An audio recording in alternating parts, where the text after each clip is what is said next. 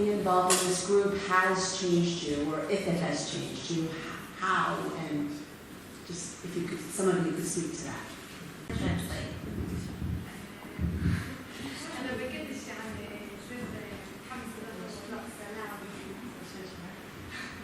I wasn't very excited about the whole idea of peace.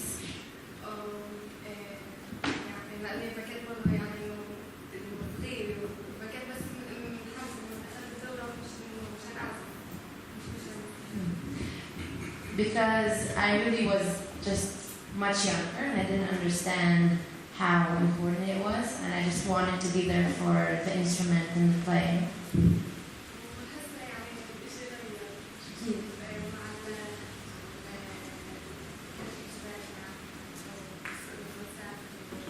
And now my perspective has changed because of the relationship I have with everyone in the band.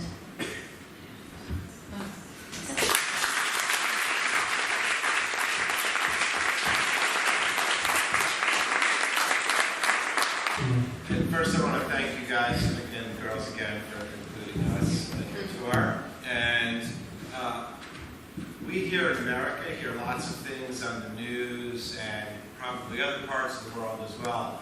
And from my experience in traveling in your part of the world and other parts of the world, I find that what I hear on the news isn't always actually what people think or what things are like. And I'm wondering if you could send this entire room full of people who could be your voices and your messengers to their communities and their friends in America about life in Israel, about Jewish-Arab relations, anything. What is the one message you would send them home with that we don't know about? Thank you for your question. That's very important because that's completely true. What we hear on the news is completely different from reality. And I think when we let ourselves be, affected and I don't want to, keep saying affected, but when we let ourselves believe that the other side is our enemies, then we stop and we can't interact and we can't be, living under one government, one nation. We all are Israeli citizens. We carry Israeli citizenship. But what happens is our towns are 20 minutes away, but there is absolutely no interaction on a deeper level. People come in and out of each other's cities, they shop, but they don't meet and interact and speak and ask each other and get to know each other's, religion, culture, or any of that. And this is why, like Daphna said, it's so important for us to pass on that there are Arab Israelis living in Israel, and there are Jewish Israelis, and the majority want peace. Because no one wants to live under war, and no one wants to live in conflict. So the more we educate ourselves, and the more we make an effort, because it only needs one person to make that step, to come in and say, I'm going to make a change. And if you just open your eyes and you look at the other side as a human, then the change will happen. It's as simple as that. I'd love to ask Seymour if you would tell us what it's like being a part of the group like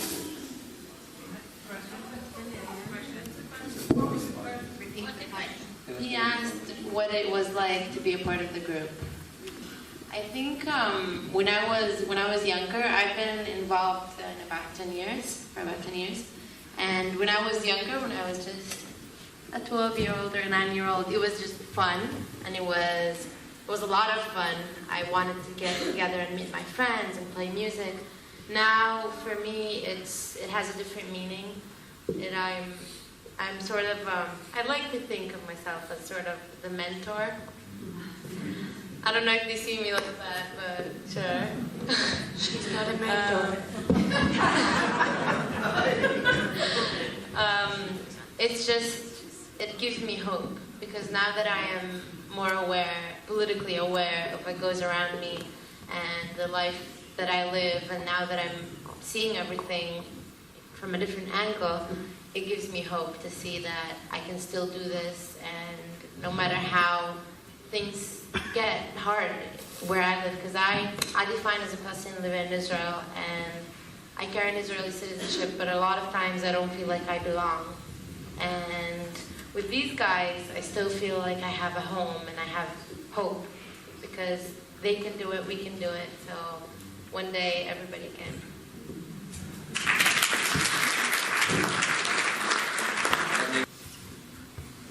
Do you stay together year-round or just in the summer when you have vacation? Once a week, we meeting once a week and play together. All year round? Yeah. I'm sure you have parents who have all different kinds of feelings. Are they in general supportive of what you're doing, and do you feel that you've been able to help them to come to more, what should I say, peaceful ways of helping the society? All of our parents are hosting the rehearsal, so I guess if they can host the rehearsal, that pretty much means that they hate us.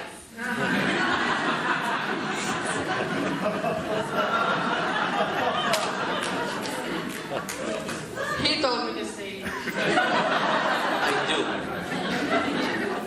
The rabbi had a question.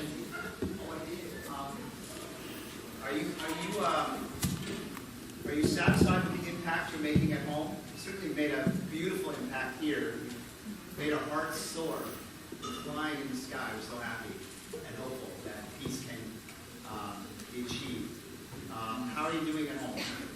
I think what we aim for, I mean, this is a group of ukulele players. We don't expect that the world will change in, a couple of shows or a tour to America. What we do expect is that people will hear us and they will go back home and tell their friends and their communities, and they'll pass it on.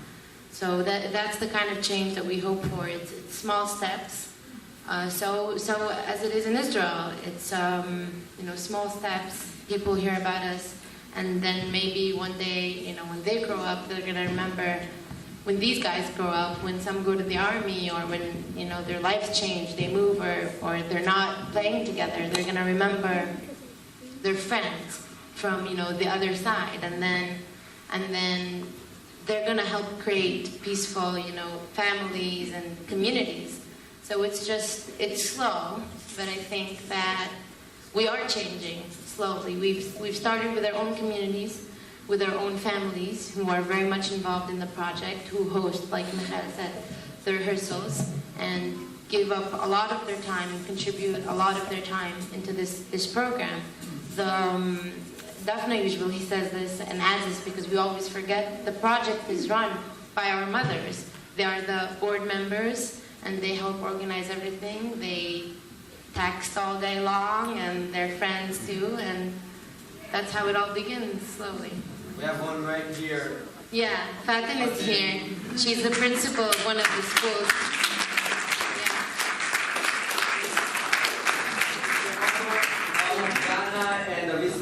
To make them, She's their mother, and she's also the principal of one of the schools that she runs one of the projects of Ukuleles for Peace. So she advocates kids from her school to join the organization, and she's just amazing. Is it possible for you to perform in Gaza, the West Bank, in Palestinian areas? I mean, is that not possible? Is that what you guys try to do?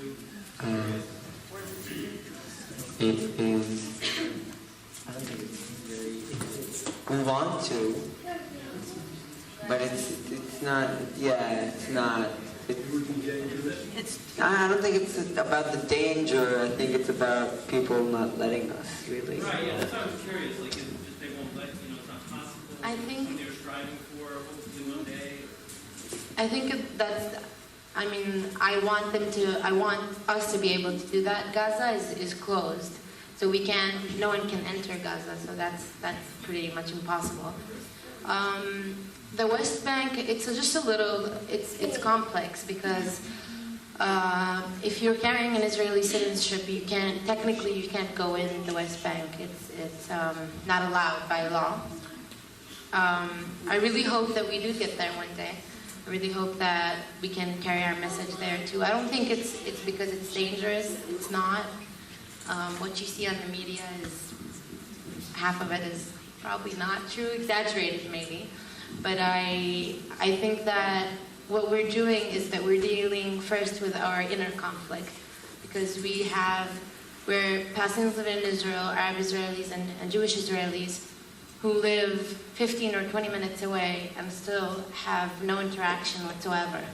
And I think that is just so important to deal with that. You know, we are carrying the same citizenship, we have the same government, we have so much in common, but then again, we're not interacting. And I think that is a conflict aside from the Palestinian-Israeli conflict. And once we get to solve that, hopefully we'll be able to spread our message also in the West Bank and hopefully Gaza one day. That was incredible. Thank you. What's the possibility for Ukuleles for Peace to become a movement that grows and spread? And if it did, how would that change Israel?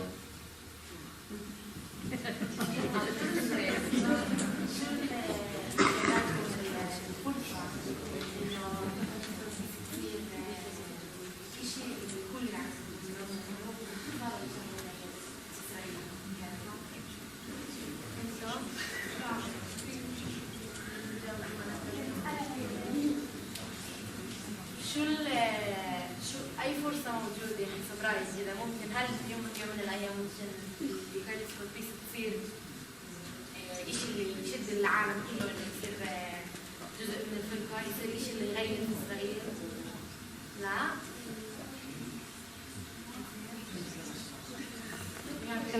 We have conflicting opinions. Some say yes, some say maybe, some say no. מה אתה חושב? האם אתה חושב Ukuleles יכולה יום אחד להיות מובמנט שמביאה את כולם כאילו אתה רוצה לענות? לא? כן? הנה, אתה עונה.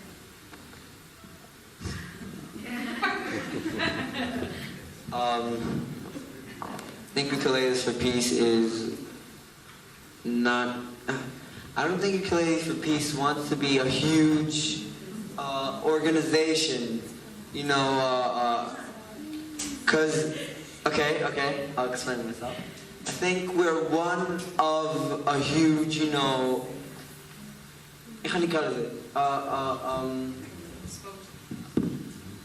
movement maybe that, you know, kids that do theater for peace or soccer for peace, you know, a whole, you know, wider thing. And I think Ukuleles for Peace is one of them, but I think, you know, there are lots of, you know, music or theater stuff that we do for peace, and I think Ukuleles for Peace is one of them. It doesn't have to be huge, you know. We can grow. We want to grow. That's why we're, you know, come touring here. You know, trying to get some money to, you know, not get some money. Okay, I get.